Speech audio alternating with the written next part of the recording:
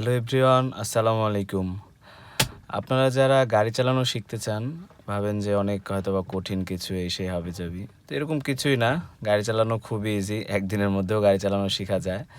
তো কিভাবে শিখবেন বা কি করতে হবে, তার জন্য আমি আমার ভিডিওটা বানাচ্ছি। অনেকে যারা শেখার আগ্রহী তারা হয়তোবা ভিডিও দেখলে অনেকটা হেল্পফুল হবেন। তো ফার্স্ট অফ অল কথা হচ্ছে, একটা গাড়িতে ওঠার পরে আমরা যে স্টার্ট করব, স্টার্টের জন্যে এখানে দেখেন অপশন আছে, আমি দেখাই।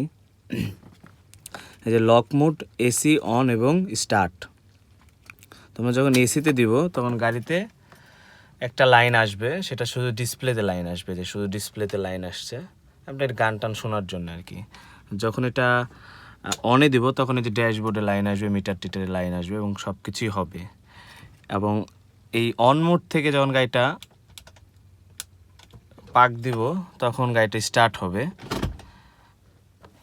দেখেন আমি স্টার্ট করি,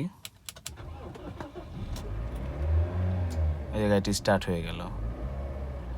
তো গাড়িটি স্টার্ট হওয়ার পরে যেগুলো বাতি চলে যাবে, চিহ্নগুলো চলে যাবে।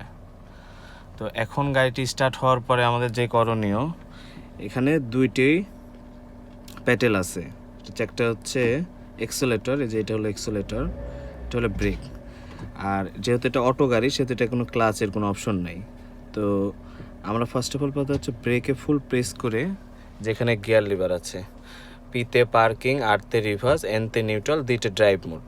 তো আমরা যেহেতু সামনের দিকে আগাবো সেহেতু আমরা ড্রাইভ মোডে দিব।